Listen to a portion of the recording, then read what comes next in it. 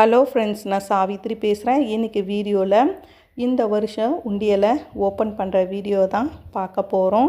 இதுக்கு முன்னாடி நம்ம சேனலில் நிறைய மணி சேவிங், கோல்டு சேவிங், டெப்ட் ப்ராப்ளம் வீடியோலாம் போட்டிருக்கேன். அந்த வீடியோவும் அட்டாச் பண்ணுறேன், பாருங்கள். உங்களுக்கு யூஸ்ஃபுல்லாக இருந்துச்சுன்னா என் சேனலை நீங்கள் சப்ஸ்கிரைப் பண்ணுங்கள், லைக் பண்ணுங்கள், ஷேர் பண்ணுங்கள், ஹை பட்டனை ப்ரெஸ் பண்ணுங்கள். வாங்க வீடியோக்குள்ளே போகலாம். இந்த உண்டியல் போன வருஷம் நான் ஜூன் மந்த்து வெக்கேஷன் லீவுக்கு ஊருக்கு போயிட்டு வரும் பொழுது வாங்கிக்கிட்டு வந்தது. இந்த உண்டியலை போன வருஷம் ஜூன் மந்த்துலேருந்து இந்த வருஷம் மே மந்த்து வரையும் நான் பைசா போட்டுக்கிட்டே வந்துக்கிட்டு இருந்தேன். இந்த வருஷம் ஓப்பன் பண்ணலான்னு நாங்கள் நேற்று தான் என் ஹஸ்பண்டு வீட்டில் இருந்தார், பாப்பாவும் வீட்டில் இருந்தாலா, அதனால் நாங்கள் ஓப்பன் பண்ணோம்.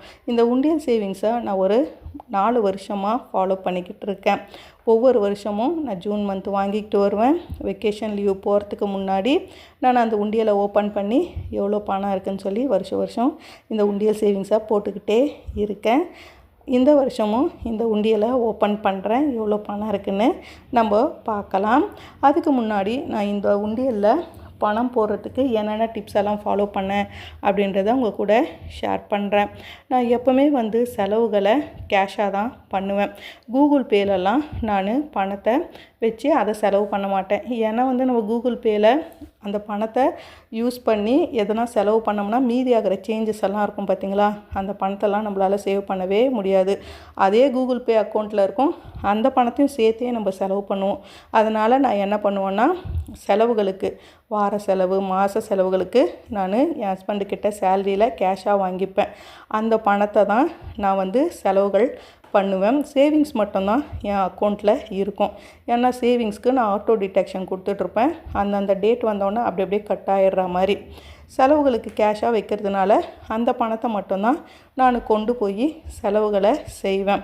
வார செலவு பண்ணுவேன், மாத செலவு. வார செலவுன்னா என்ன பண்ணுவோம், காய்கறி, நான்வெஜ்ஜு, ஃப்ரூட்ஸு, ஸ்நாக்ஸு வாங்குவோம். மாத செலவுன்னா என்ன பண்ணுவோம், மளிகை சாமான் இதெல்லாம் வாங்கிறதுக்கு நம்ம யூஸ் பண்ணுவோம். பால் கூட வாங்குவோம். இது மாதிரி மாத செலவுன்னு சொல்லி பிரிச்சுப்பேன். வார செலவுகளுக்கு நான் எவ்வளோ பணம் ஒதுக்குவேன்னா, ஒரு வாரத்துக்கு 500ரூபா ஒதுக்குவேன், இல்லைனா 700ரூபா ஒதுக்குவேன். எனக்கு அதிகமாக செலவாகலைன்னா ஒரு மாதத்தில் ஒரு வாரத்துக்கு 500ரூபா ஒதுக்குவேன். இல்லை கொஞ்சம் எக்ஸ்ட்ரா கெஸ்டெல்லாம் வராங்க அப்படின்னும் பொழுது நான் ஒரு வாரத்துக்கு 700ரூபா ஒதுக்குவேன். அந்த 500ரூபா அல்லது 700ரூபாவை தான் கொண்டு போய் நான் அந்த வாரத்துக்கு தேவையான காய்கறி, நான்வெஜ்ஜு, ஃப்ரூட்ஸு, ஸ்நாக்ஸ் எல்லாத்தையும் நான் வாங்கிக்கிட்டு வரேன். அப்படி வாங்கிக்கிட்டு வரும் பொழுது நான் ஹோல்சேல் ஷாப்புக்கு தான் போவேன். காய்கறி வாங்கணுன்னாலும், பழம், ஸ்நாக்ஸு இதெல்லாம் வாங்கணுன்னா கூட ஹோல்சேல் ஷாப்புக்கு தான் போய் நான் வாங்கிக்கிட்டு வருவேன். நான் காய்கறின்னு பார்த்திங்கன்னா ஒரு 200ரூபா ஸ்பெண்ட் பண்ணுவேன். அந்த 200ரூபாவில் ஒரு வாரம் 180 ரூபா ஆகும். அதில் 20 ரூபா மீதி ஆகுமா, அதை உண்டியலில் போடுவேன். ஒரு வாரம் 150 ரூபா கூட ஆகும். அதனால் 50 ரூபாலாம் கூட நான் உண்டியலில் போடுவேன். ஸ்நாக்ஸ் மோஸ்ட்லி பார்த்திங்கன்னா நான் ஹோல்சேல் ஷாப்பில் வாங்குவேன். அல்லது நான் வார சந்தைங்க பூனேயில் எங்கள் அப்பார்ட்மெண்ட்டுக்கு பக்கத்துலேயே போடுவாங்க. வாரமான சண்டே ஈவினிங்கு அங்கே போய் நான் ஸ்நாக்ஸு வாங்கிக்கிட்டு வருவேன். ஒரு வாரத்தில் பார்த்திங்கன்னா எனக்கு 100 ரூபாவும் செலவாயிடும் ஸ்நாக்ஸுக்கு ஒதுக்குற பணத்தில். ஒரு சில வாரத்தில் எனக்கு ஒரு 80 ரூபா, 60 ரூபா தான் ஆகும். மீதி இருக்கிற 20 ரூபா அல்லது 40 ரூபாவை உண்டியலில் நான் போட்டுருவேன். ஃப்ரூட்ஸுன்னு பார்த்திங்கன்னா நான் சீசனல் ஃப்ரூட்ஸ் தான் வாங்குவேன். இங்கே பூனேயில் கொஞ்சம் சில் கிளைமேட் இருக்கிறதுனால இங்கே வாழைப்பழம், அப்புறம் கொய்யாக்காய் இதெல்லாம் கம்மி ரேட்டுக்கே நம்மளுக்கு கிடைக்கும். 1 கிலோன்னா 50 ரூபா, 60 ரூபா கிடைக்கும்.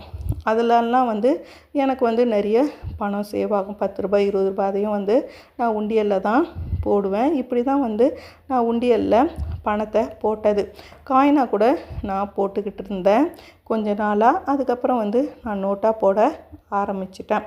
இப்போ நான் போன ஜூன் மந்தில் ஸ்டார்ட் பண்ணது இந்த டிப்ஸ் எல்லாம் ஃபாலோ பண்ணி ஒவ்வொரு வாரமும் நான் பணம் நான் போட்டுக்கிட்டே இருந்தேன், மீதி ஆகிற பணத்தை. அதனால் கொஞ்சம் நல்ல பணமே சேவ் ஆகிட்டு இருந்துச்சு. அந்த உண்டியலை ஓப்பன் பண்ணோம். ஓப்பன் பண்ணி என் ஹஸ்பண்ட் ஒரு சைடில் கவுண்ட் பண்ணிக்கிட்டு இருந்தார், பாப்பாவும் ஒரு சைடில் கவுண்ட் பண்ணிக்கிட்டே இருந்தாங்க. நம்ம போடுறது ஒரு சின்ன அமௌண்ட்டு தான். அந்த சின்ன அமௌண்ட்டை நம்ம லாங் டேர்மாக ஒரு வருஷம் உண்டியலில் போடும் பொழுது அது பெரிய அமௌண்ட்டாக மாறும்.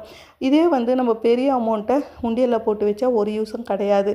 ஒரு ரூ. 1000 மாதமானா ஒரு ரூ. 500 அதெல்லாம் வந்து நம்ம இந்த உண்டியல் சேவிங்ஸில் போடவே கூடாது. ஏன்னா அந்த அமௌண்ட்டெல்லாம் நம்ம பேங்க் அக்கௌண்ட்டில் வச்சுருந்தா நம்மளுக்கு இன்ட்ரெஸ்ட் வரும் மாதமானா. இது மாதிரி சின்ன சின்ன அமௌண்ட்டை நம்ம இது மாதிரி உண்டியலில் போட்டு வைக்கும் பொழுது லாஸ்ட்டாக நம்ம வருஷ கடைசியில் ஓப்பன் பண்ணால் நம்மளுக்கு வந்து பெரிய அமௌண்ட்டாக கிடைக்கும். அதை வச்சு நம்ம எதனா வாங்கலாம். அதனால் முடிஞ்ச வரையும் நீங்கள் வந்து ரூ. 100க்கு மேலே உண்டியலில் போடாதீங்க. நான் கூட வந்து ரூ. 100 அது மாதிரி தான் போடுறது, சேஞ்சஸ் போடுறது. ஏன்னா பெரிய அமௌண்ட்டை நம்ம அக்கௌண்ட்டில் வச்சுருந்தாலும் இன்ட்ரெஸ்ட் வரும். அதுக்கு நம்மளுக்கு வந்து யூஸ்ஃபுல்லாக இருக்கும். ஒரு பால் பாக்கெட் வாங்கலாம், அல்லது வந்து ஒரு 2 நாளைக்கு பால் பாக்கெட் வாங்கலாம். குழந்தைங்களுக்கு எதனா ஸ்நாக்ஸ் வாங்கி கொடுக்கலாம் அந்த இன்ட்ரெஸ்ட்டில். நான் வந்து போன மாதம் கூட நான் ஆர்டி போட வச்சுருந்தேன். ஒரு ரூ. 10,000 அமௌண்ட்டை வந்து அக்கௌண்ட்டில் போட்டு வச்சுருந்தேன்.